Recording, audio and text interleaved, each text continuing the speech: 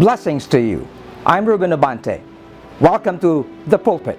Let me turn you over now to the sanctuary of the Lighthouse Bible Baptist Church, and may you be blessed with the preaching of the Word of God.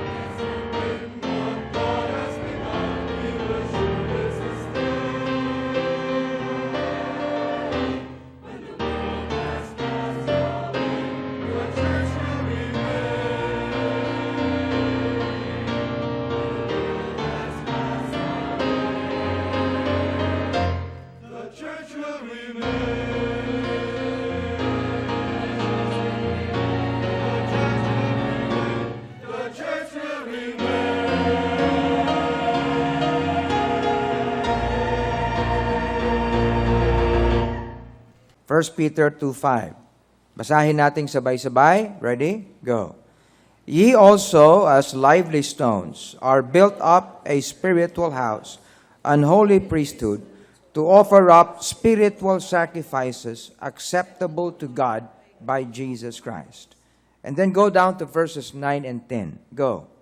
But ye are a chosen generation, a royal priesthood, an holy nation, a peculiar people, that ye should show forth the praises of him who hath called you out of darkness into his marvelous light, which in time past were not the people, but are now the people of God, which had not obtained mercy, but now have obtained mercy.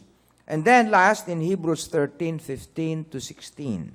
By him therefore let us offer the sacrifice of praise to God continually, that is, the fruit of our lips, giving thanks to his name.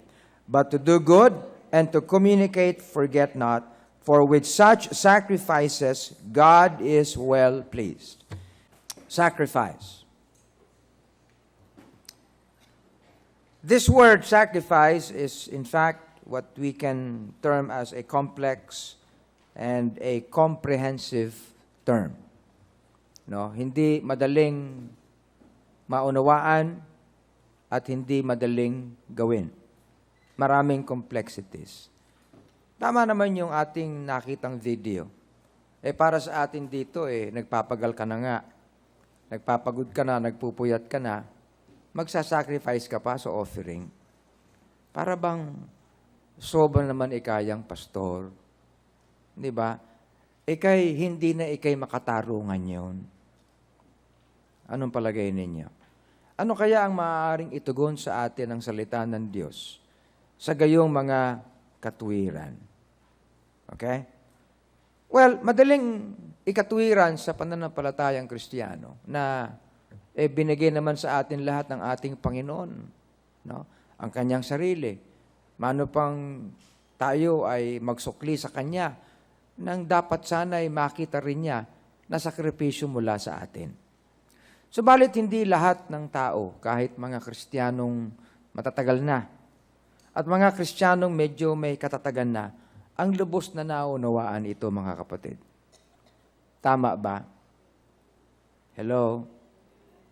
Sapagkat ang ating metabolism bilang mga tao, naturalisa natin mga kapatid, ay yung bang gawing madali ang lahat, gawing i-shortcut ang lahat, at bilang mga Pilipino, tama na yan, okay na yan.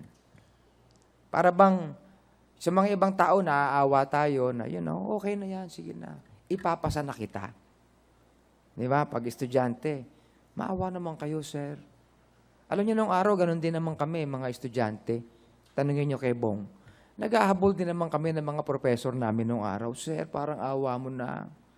Mahirap lang po kami. Di ba, no? Ganyan. Oo. Ito naman mga professors, minsan talaga, nagpapahabol din. Na-experiensyahan niyo na ba yan? Kayo mga nasa kolehiyo. Sino naka-experiensya nun? Ayan. Lalo kayo mga talagang bulakbol. Wala na kayong aasahan talaga, kundi yun. Di ba? Well, anyway, but I think you know what I mean. Okay? Subalit sa larangan, mga kapatid, ng katotohanan ng ating Panginoon, ay kinakailangan nating laliman ang pagkaunawa po natin. Ako, kung ako masusunod, mga kapatid, awang-awa na ako sa inyong lahat eh. Kawawa naman itong miyembro ng Lighthouse. Ang haba-haba ng preaching. Di ba? Kanya na pinag-uusapan namin yung pinapanood namin sa TV, yung merong isang malaking gawain. No? Sabi nung isa sa akin, alam mo, Pastor, kaya sila marami. Meron silang wow factor. Ano ang wow factor nila? Yung bang kapag lumipat yung television camera, nakikita mo na punong-puno ang mga silya. Di ba? The wow factor. Sabi nung isa nating miyembro sa akin, alam mo naman, Pastor, kasi kaya ganyan ang wow factor nila. Kasi, Pastor, 1 oras lang ang service nila. Sabi ko, parang may sinasabi ka sa akin na para mas mataas ang attendance natin, iklian ko yung mensahe natin. Pag-iisipan natin yan, mga kapatid. Ano ang palagay ninyo? No? Ayaw niyo, no? No. Gusto niyo rin. Minsan hindi niyo na malaman kung anong hatak niyo eh. Minsan gusto niyo, minsan ayaw niyo. Hindi ba? Pero pag nakarinig kayo na minsan ng mababaw na mensahe, parang, hindi yata tayo ganito eh. Tama? Oo. Kapag ikaw puno, yung bang sanay ka sa junk food, no? Parang maninibago ka, pero kung sanay ka sa talagang pagkain, talagang yung, di ba? Oo. Alam niyo si tatay nung araw, ewan ko ba kung ba't gustong-gusto niya magpang-us ng tubo.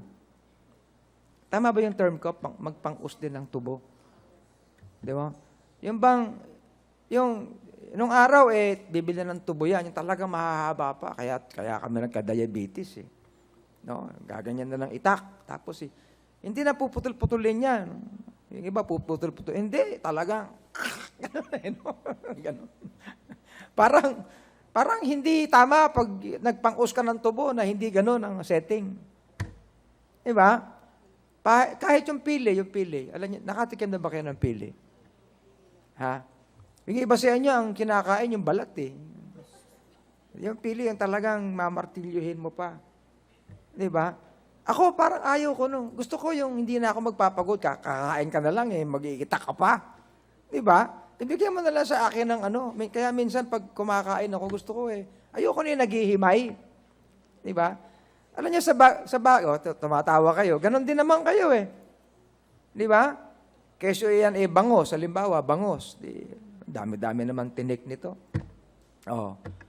Kaya ayun, minsan gusto natin talagang shortcut na pagkain. Lalo naman sa Amerika, painit-init na lang. Di ba? Parang ready lahat. Lalo, nung araw, nandun kami kila Pastor Hernes eh. Hindi na kababalik, late na kababalik ha. Nandyan, initin niya na lang, meron namang tawag dyan. Microwave, salang mo na lang. Ayun, para bang pizza kami araw-araw. No? Well, anyway, hindi ko naman sa binubuking sila, no? Pero minsan ganun na lang tayo, instant ang lahat. But is there really a shortcut in the kind of faith we have? The Lord Jesus Christ, when He gave Himself, He did not do a shortcut. No.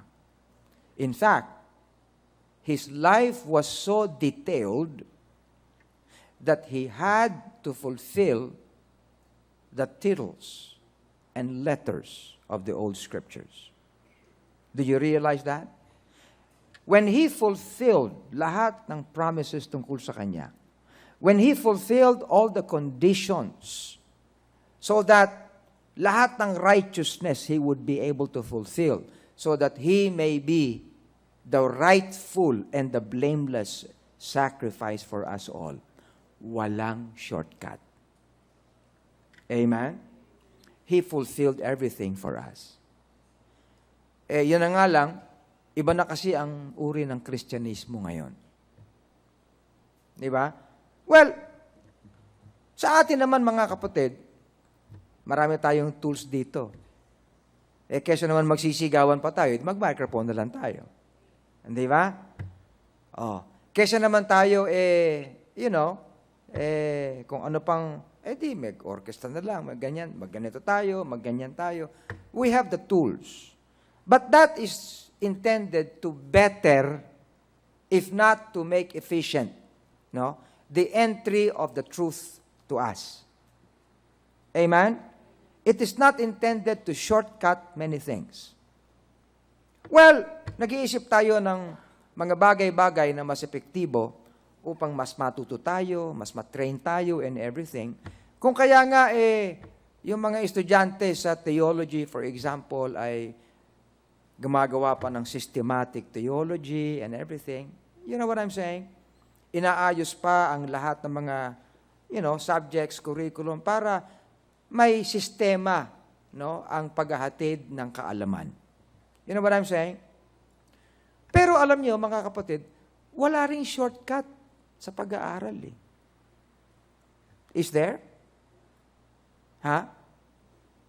Well, except na, syempre, magkaroon ka ng diploma mill na na pwede mong bayaran and everything.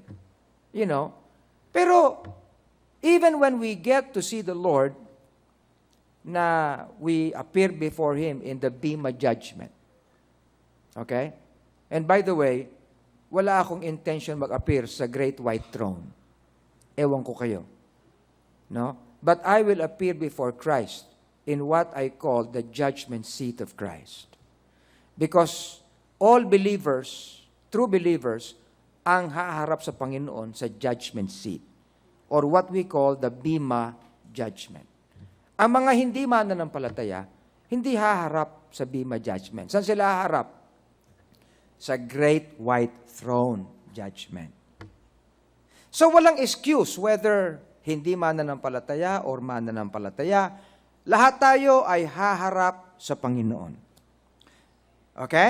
Now, ang pagkakaiba nga lang mga kapatid, ang Bema judgment ay hindi judgment ng iyakan. Nakikinig ba kayo? No?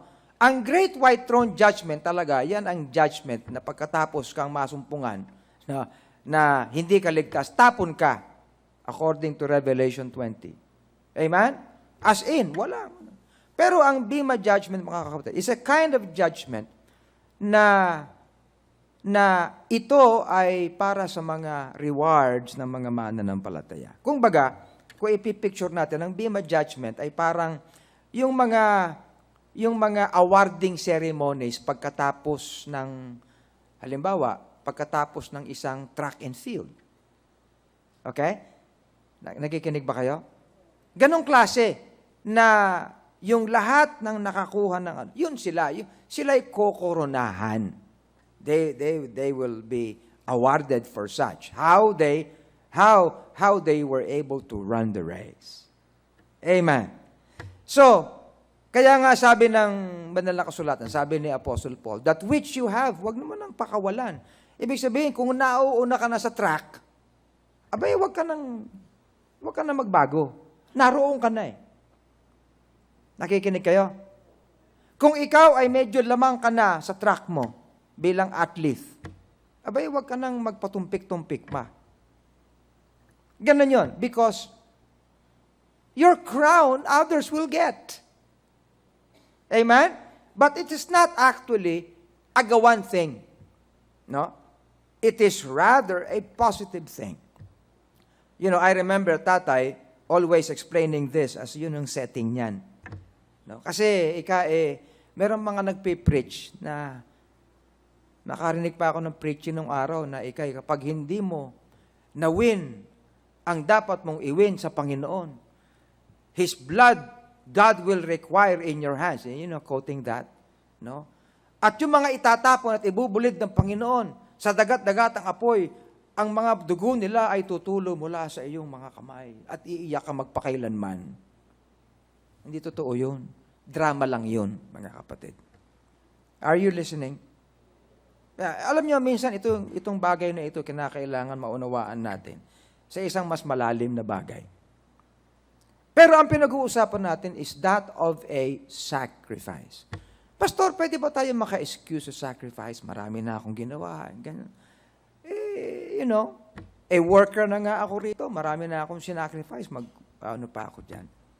Kaya ang sabi ko, the word sacrifice is a complex, no, and a comprehensive thing.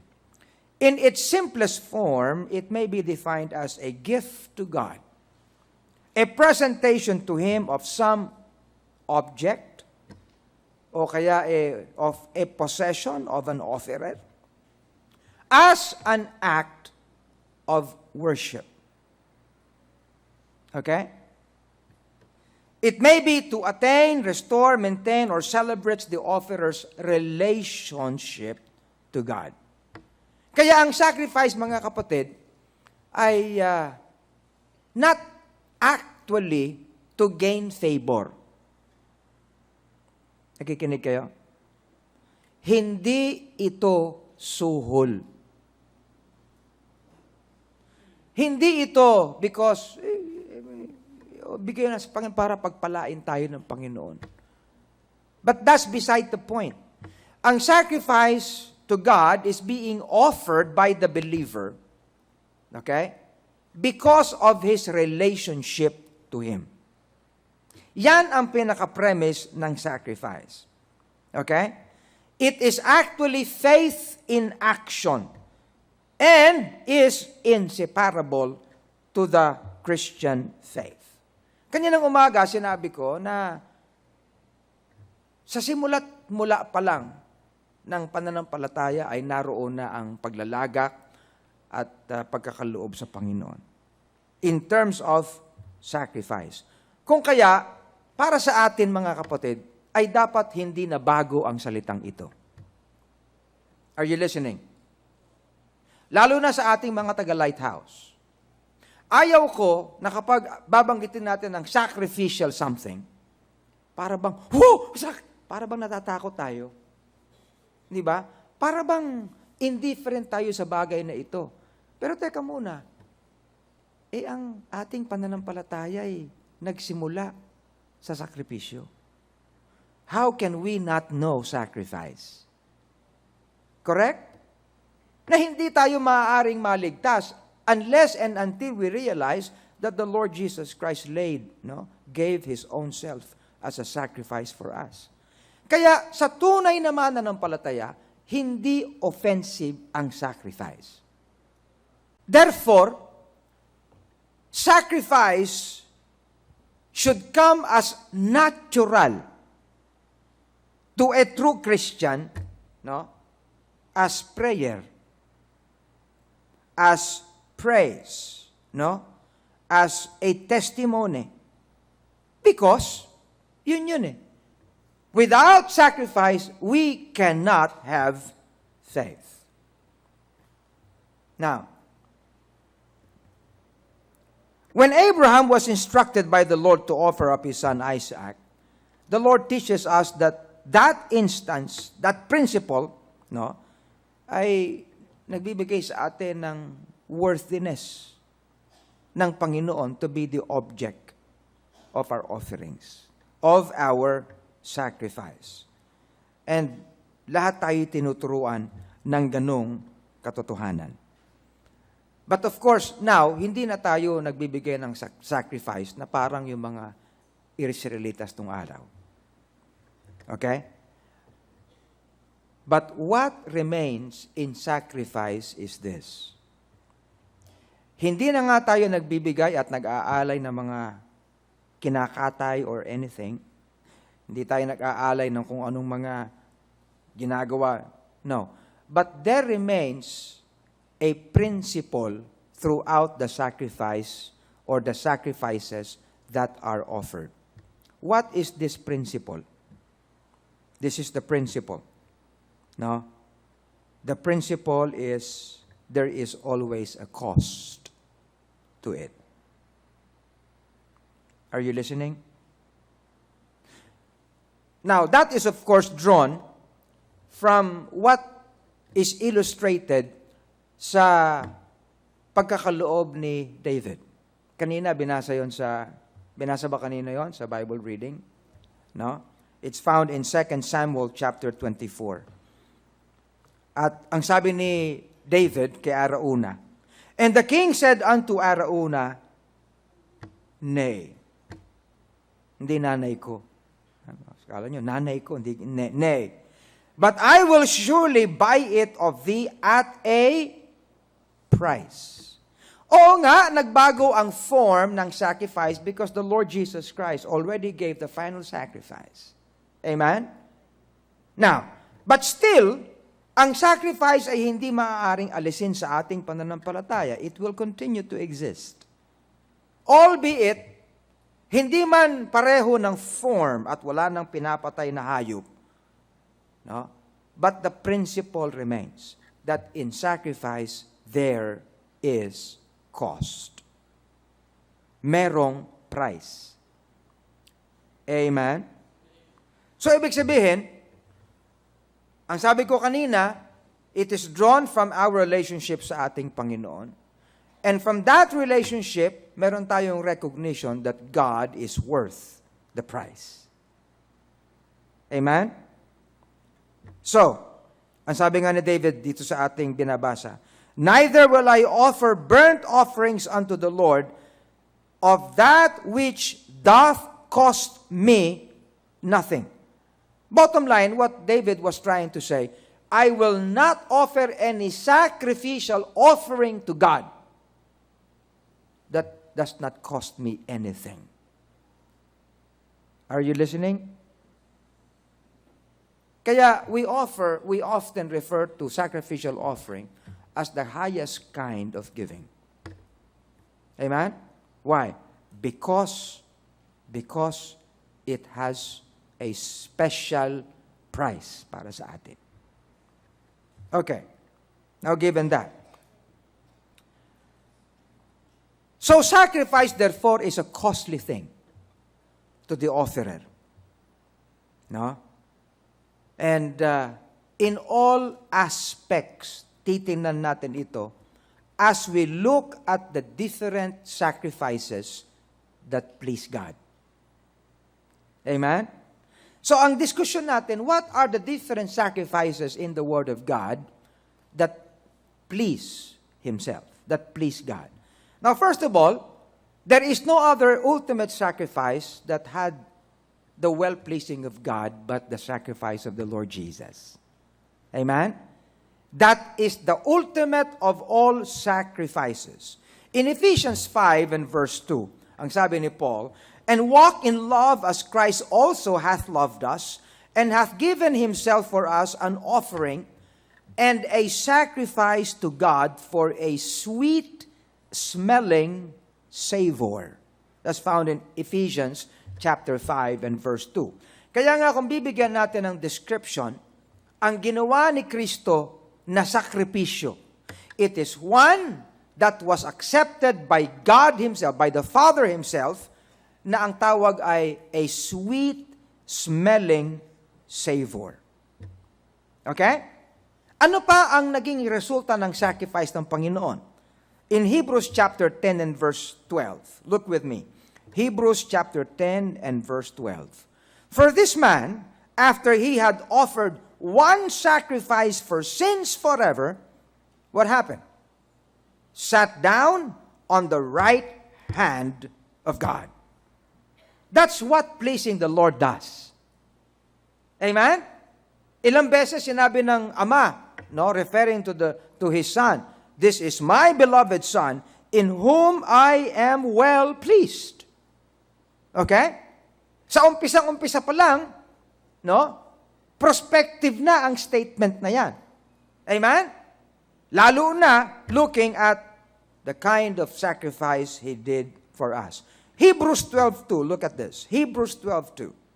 Looking unto Jesus, the author and finisher of our faith, who for the joy that was set before Him endured the cross, despising the shame, all that sacrifices, and now is set down at the right hand of the throne of God. Now, so what pleases God? They are actually sacrifices that please God. Kung wala ang element ng sacrifice, mga kapatid, God will not be pleased. Are you listening? Kung wala ang elemento ng sacrifice, God will not be pleased. Because in all words na may pleasing God or we please Him, there is always an element of sacrifice. Sa banal na kasulatan. Kaya ang sinasabi natin, if God would be pleased, tandaan natin, there should be sacrifice. Amen? Now, pero ang sabi ng Bible ay ito, without faith, it is impossible to please Him. Tama? Sa lahat ng verses ng pleasing, sa lahat ng verses sa banal na kasulatan na may description as pleasing God, ay palaging merong sacrifice. Are you listening to the flow? Pero ito, God cannot be pleased without faith. Therefore, given those two conditions, ito na ngayon ang pinaka-bottom line. Okay? The highest demonstration of faith is sacrifice.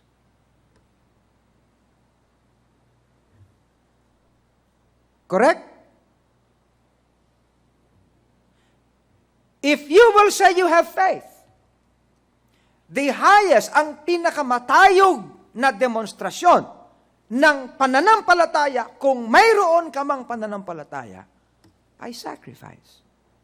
Are you following the logic here? Balikan natin para at least maliwanag sa atin lahat. Okay? Sa ating pag-aaral, kahit tingnan nyo, ang words na pleasing o pleased sa banal na kasulatan, ay palaging ito'y na-accomplish sa pamamagitan ng sacrifice. Okay? Hindi mawawala ang sacrifice. Hindi ba't sa mga taga-Philippi? No? Nag-sacrifice sila and so God was well pleased. Correct? So palagi nag-i-exist yung bagay na pleasing God ay sacrifice. Pero we all also know, and we take note na maliwanag ang banal na kasulatan, without faith, it is impossible to please Him. Correct? Therefore, take the sacrifice and take the faith. Anong property ng math yun? Anyway, gist nyo na lang. Therefore, the highest demonstration of faith is sacrifice. Now, Kaya tayong mga mananampalataya. Di ba? What are we? People of faith. Correct? If we then are people of faith and we claim to be and we would like to be true to the Word, then the best demonstration of that faith is sacrifice. Okay. Ano-ano yung mga iba't ibang sacrifice that please God sa banal na kasulatan? Hebrews 13:15. By Him, therefore, let us offer the sacrifice of praise to God continually. That is the fruit of our lips, giving thanks to His name. Isipin natin ito, no? Ang setting natin dito. Kapag nakakita tayo ng sacrifice, automatically, that sacrifice is according to faith. And that sacrifice will then please God. Kaya kapag sinasabi sa atin ng banal na kasulatan, let us offer sacrifice. Ang talagang sinasabi sa atin ng banal na kasulatan is this, please God through this. Amen? Because it is an act of faith. It is a demonstration of faith. Shinortcut na nga lang na ang sinasabi, let's sacrifice. Are you still here? Okay. Kaya ang sabi ng writer ng Hebrews, which I believe to be the Apostle Paul, by Him, therefore, let us offer the sacrifice of praise continually. Continually. Ibig sabihin, mga kapatid, ito palang costly offering na ito, mga kapatid, is something that is done na may consistency. Okay? Ano yun? It refers to the fruit of our lips, no? Giving thanks to His name. Praises. It is the sacrifice of praise to God. Alam nyo, ang consistency dito, ang continually dito, is something that we need to look into. Why? Kasi, ang mahirap sa praise ay ito. Kapag negatibo na ang pangyayari, ayaw mo na mag-praise. Correct? Kapag positibo, praise. Kapag maganda, praise. No? Kapag may kita, praise. Pero kapag lugi, mahirap gawin. Tama. Kapag maganda, praise. Pero kapag pangit, mahirap. Okay? Kapag maayos, okay. Kapag hindi, wag na lang. Mahirap.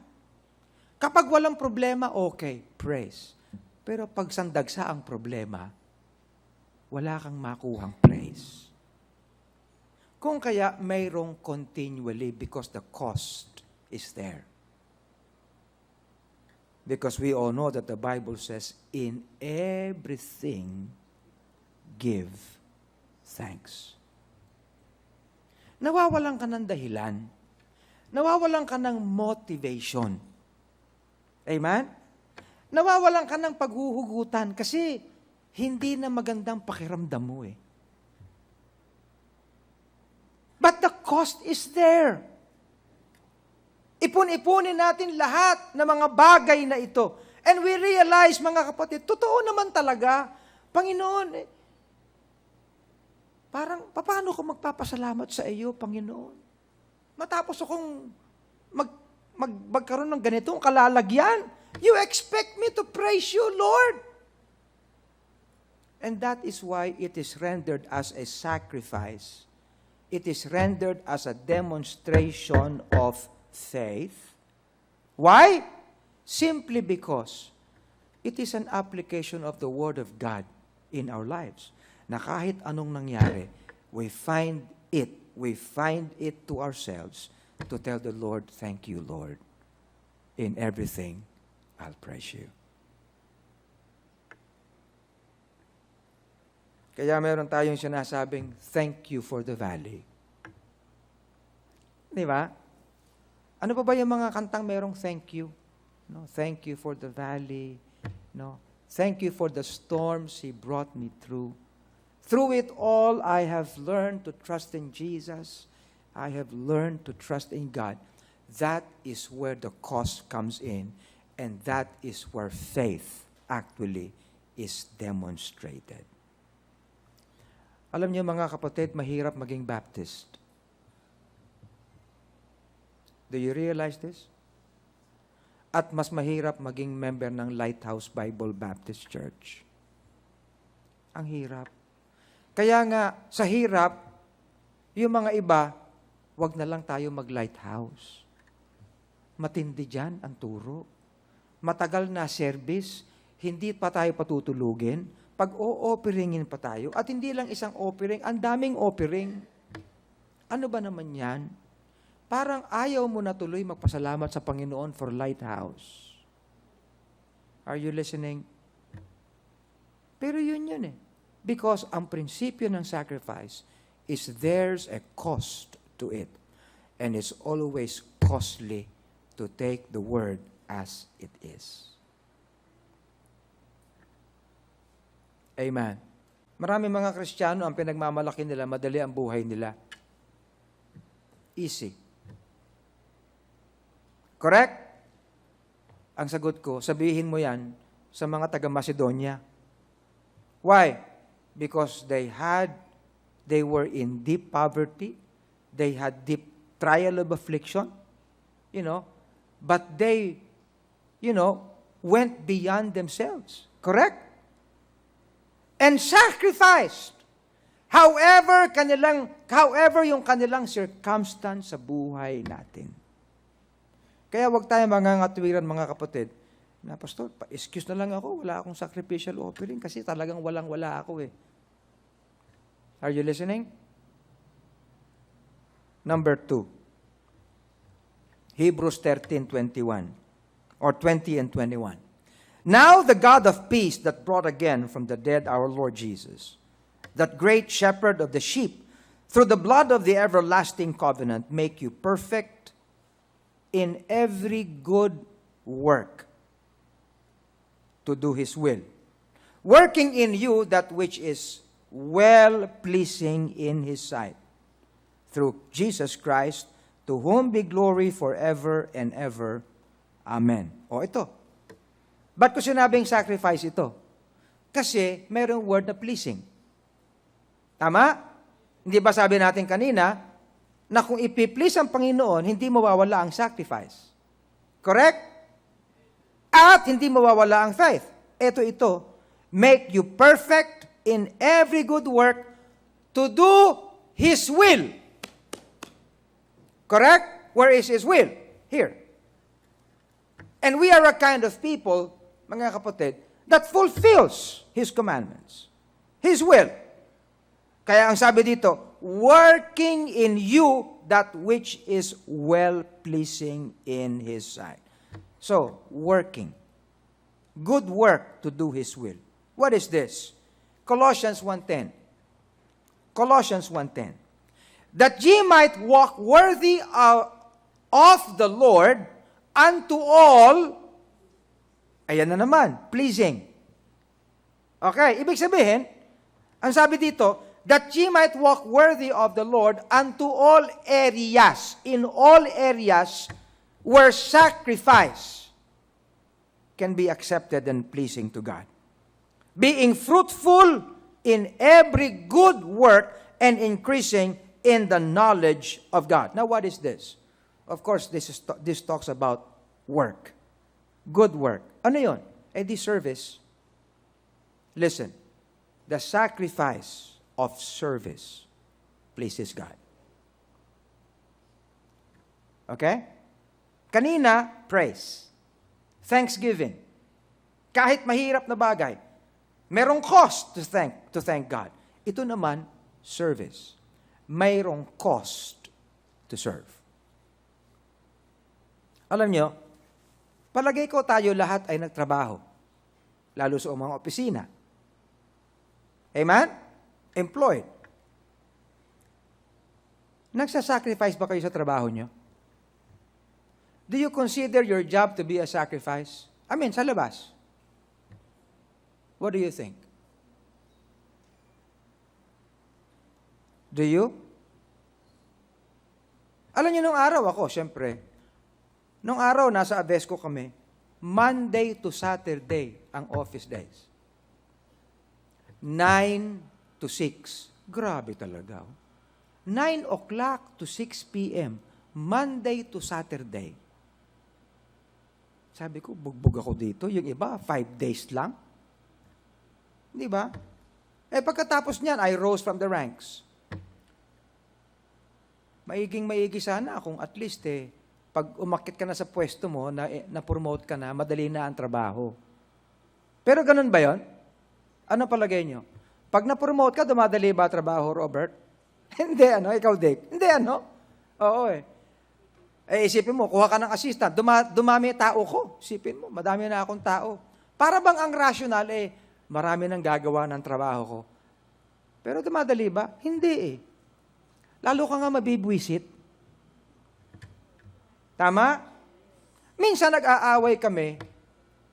Hindi naman nag-aaway. Nagdidiskusyon kami ng presidente.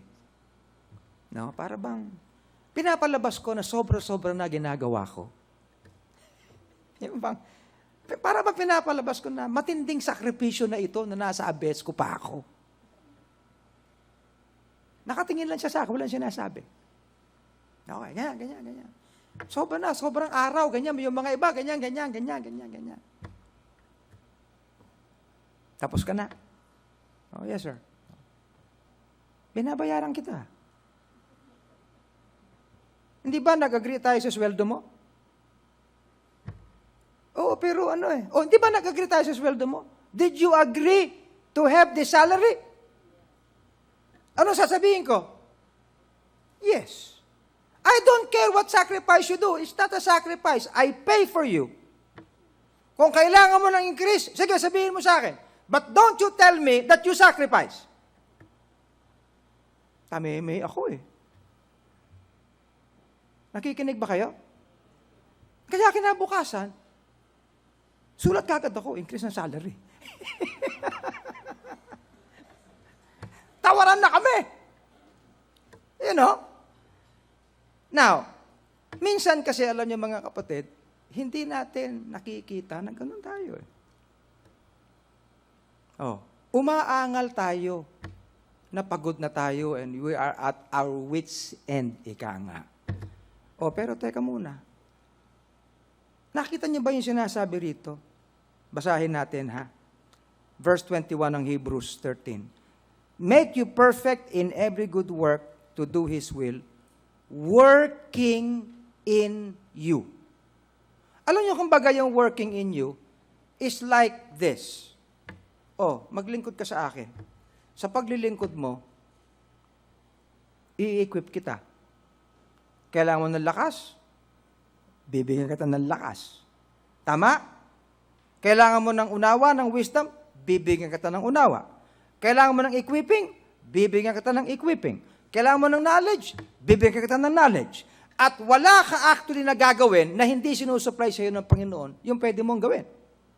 Am I right? Correct. In fact, we say it. Nakatanggap ka sa Panginoon ng mas marami. Talagang marami i-expect sa iyo.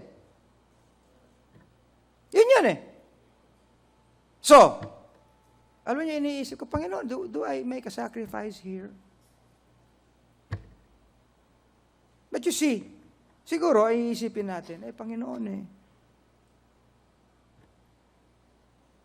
I am extending myself too much.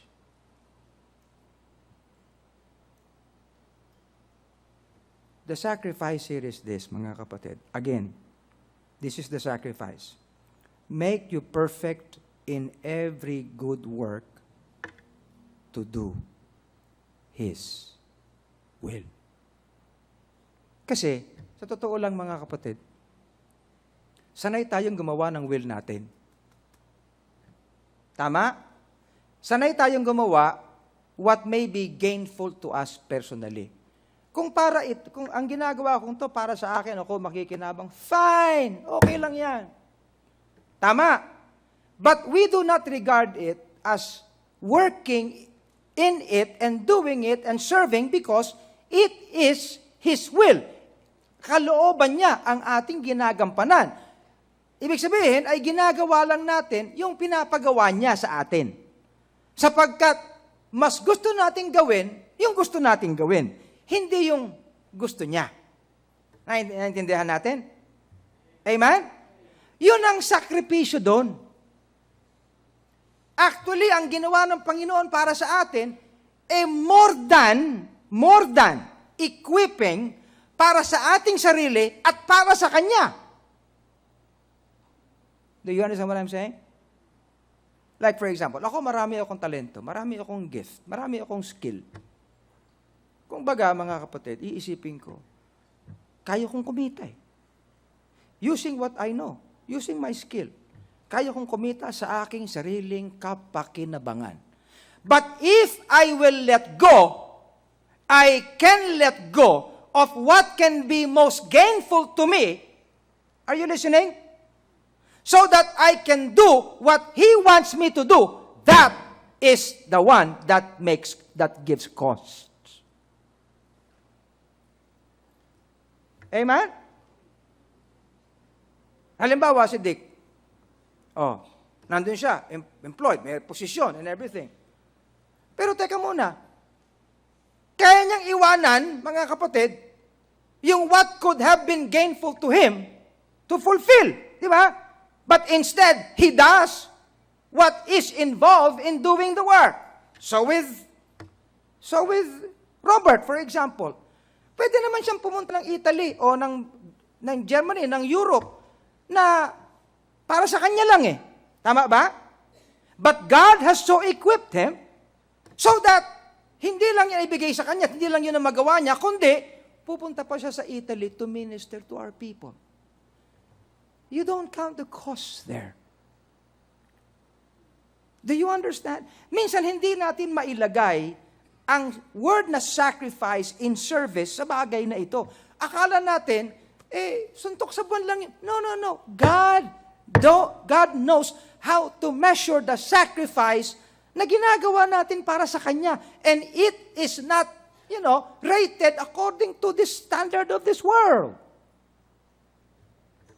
Amen.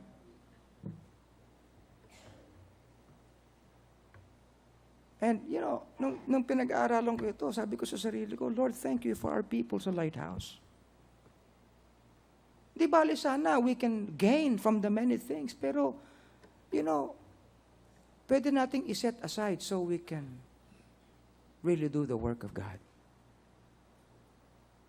It's not just for our own gain. And God so graciously works in us that we can do the same.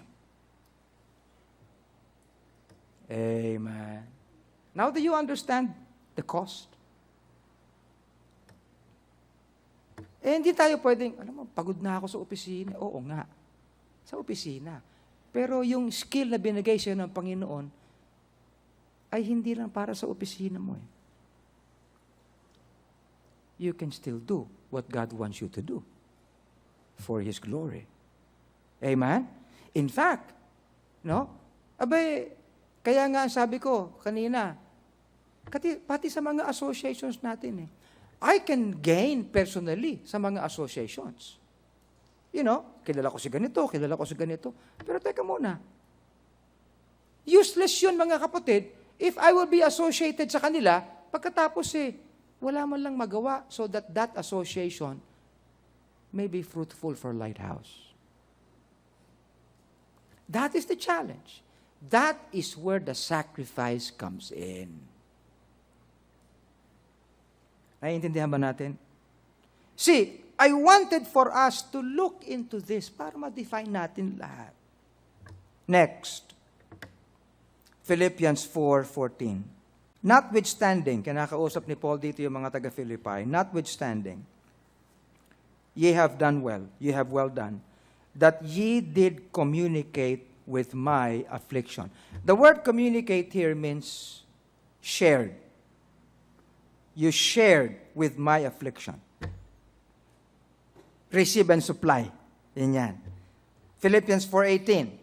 But I have all and abound, I am full, having received of Epaphroditus the things which were sent from you, an odor of sweet smell, a sacrifice acceptable, well-pleasing to God. Okay. Hindi na ito sacrifice ng praise.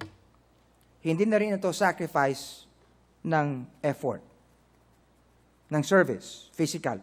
But this is sacrifice of other resources. A resource that can be sent. Are you listening? A resource that can be extended kahit wala yung physical presence mo. Okay? This is what we call the sacrifice of resources, which also please God. You know, sabi dito ni Paul kay Timothy, sa 1 Timothy 6:18, that they do good, referring to those who were blessed richly, that they do good, that they be rich in good works, ready to distribute, and willing to communicate or to share. Galatians 6:6. Let him that is taught in the word communicate unto him or share unto him that teacheth in all good things. Okay. 2 Corinthians 9, verses 12 to 15. For the administration of this service not only supplieth the wants of the saints, but is abundant also by many thanksgiving unto God. Whilst by the experiment of this ministration, they glorify God for your professed subjection unto the gospel of Christ and for your liberal distribution. So what is this? Kanina, a sacrifice of praise, a sacrifice of service, physical, a sacrifice now of resources.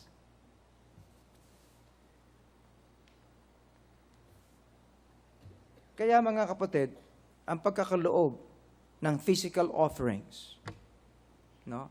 The physical cost, a physical price is not new to Christianity. Amen? Oo.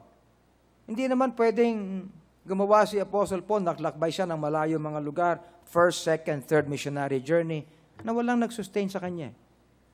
Nakita natin yung kanina, nung sinasabi natin yung when he wrote to Corinth. I was chargeable to you because for whatever I need, no, the churches of Macedonia supplied.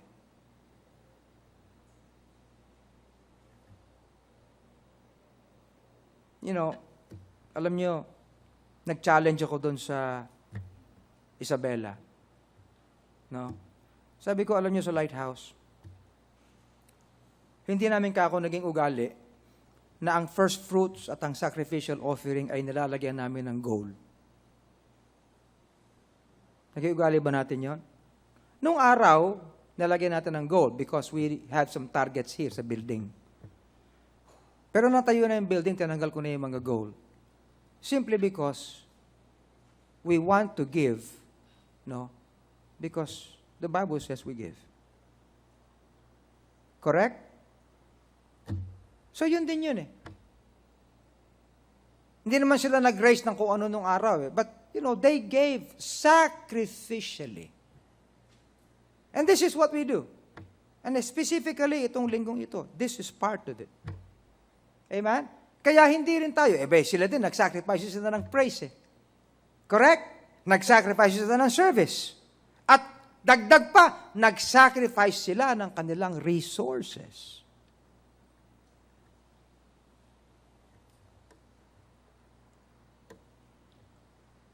Number 4, Romans 12:1.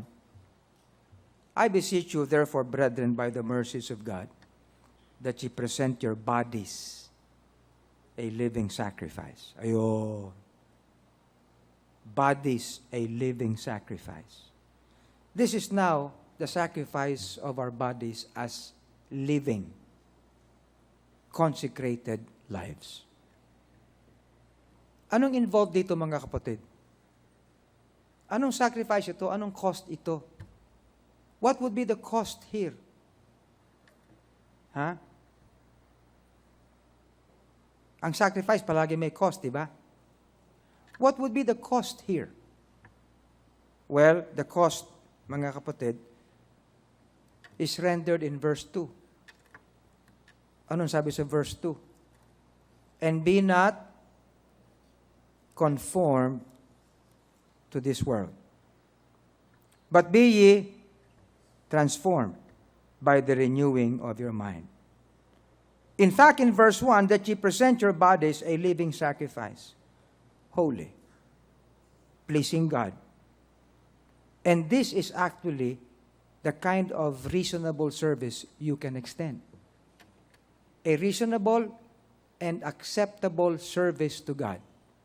Lives na mayroong holiness, lives na mayroong unconformity to the world, lives that are transformed. And we realize, mga kapatid, na para bang kapag ikaw ay inetsepera ng mundo, malaking kawalan sa atin. Tama ba? Ha? Alam niyo nung araw, minsan nakakainggit. Kasi, galing sa opisina, isipin mo, 6:00. No? Pupunta ako dito. Kaya nga nung choir director pa ako, hindi naman ako pwedeng umalis sa opisina na pag 6:00, nagme-makeup na ako, takbo na ako. Hindi. Wala naman akong time card eh. Ang dami-dami kong pipirma, ang dami kong bilin na ganyan, yan. Kung kailan matatapos yung opisina, saka dumadami trabaho. Di ba? Ganon sa opisina eh. So anyway, pagkatapos ng siyempre, aabot ako dito. Kapag hindi na ako makaabot, tatawag kagad ako. Yung choir mag-antay. Yung choir mag-antay. Alam niyo matindi yan kapag payday. Kapag payday. Kasi maghahabol pa ako para pumunta rito para i-practice yung choir. Samantalang yung mga tao ko, mga manager ko, nagigimik na. At alam ko na nagigimik na sila. Enjoy sila. Ako, trabaho pa din. Wow! Pero hindi yun eh. It is the thing. I cannot be conformed to them. I have to take it that my life and my commitment to God is different from theirs. Nakikinig ba kayo? Ang hirap i-spell out niyan pag nandun ka na sa labas. And don't tell me, hindi ko na-experience yan. Kahit sa eskwelahan, mga kapatid, ayan sila, bong, evidence. Pare-pareho kaming estudyante. Yung mga klase din namin, mahilig na sa gamer, nag-iinuman sila. Tama ba, Bong? Pero we cannot live their kind of lives. Isipin mo, lahat sila marunong magsayaw, ako hindi. Nagkikwentuhan, sasama ka sa kwentuhan. Anong papakinggan mong kwentuhan? Nanood ng sine. Hindi ko rin alam yun eh. Nakikinig ba kayo?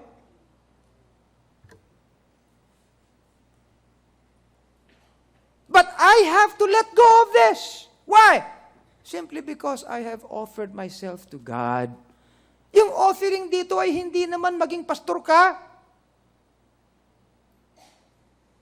Hindi naman mag-full-time ka. Ang hinihilin lang dito, hey, live a life that has an unconformity to this world, but conformity to the world.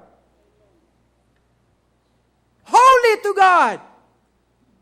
When all the rest, makakita ko ng mga kabatch ko sa pamantasan eh. Kung magliguan, ganun na lang eh. Saan ang puntahan nila pagkatapos ng, hello, malapit kami sa Luneta. Pasyalan niya nung araw ng mga magsusyota.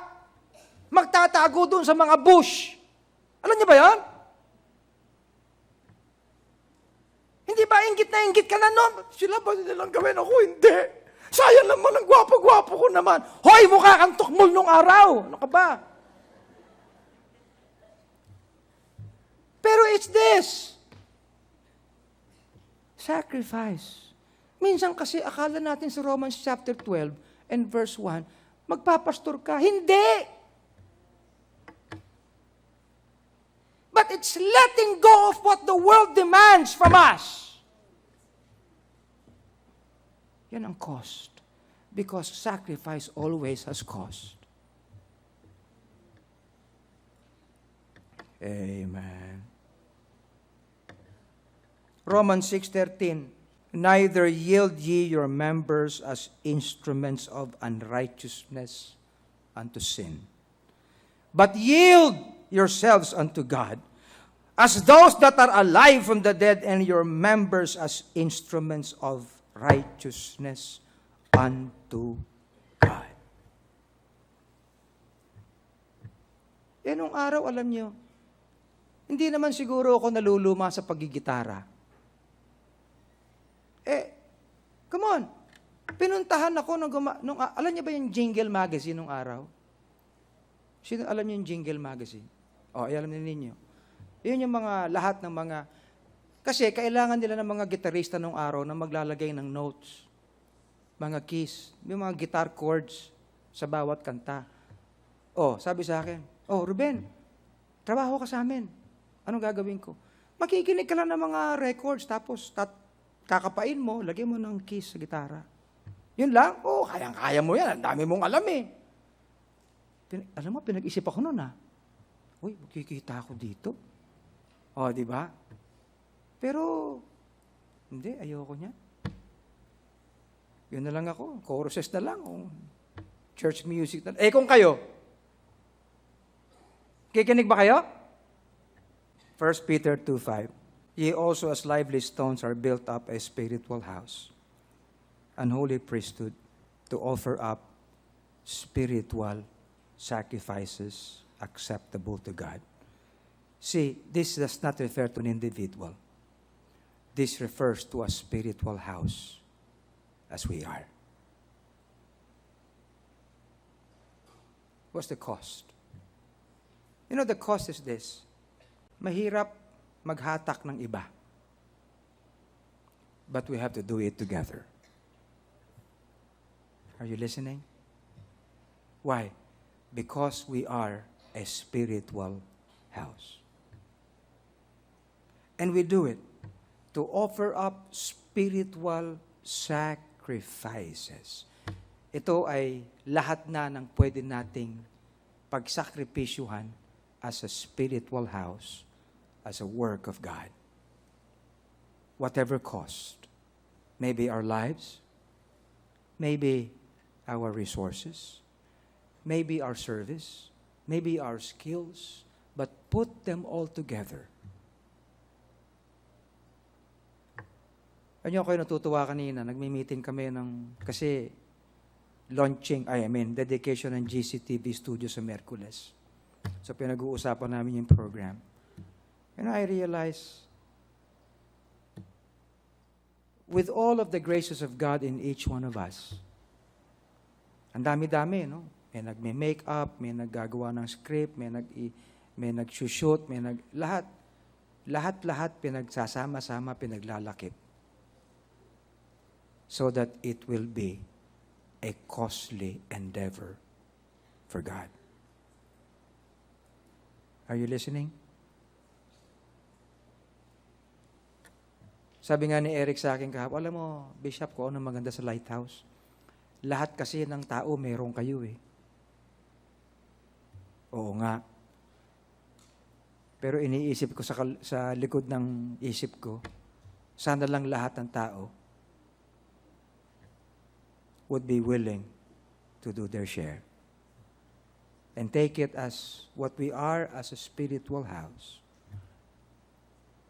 Siyempre, may pintuan, may poste, may beam, may bintana, but all together, all members coming together and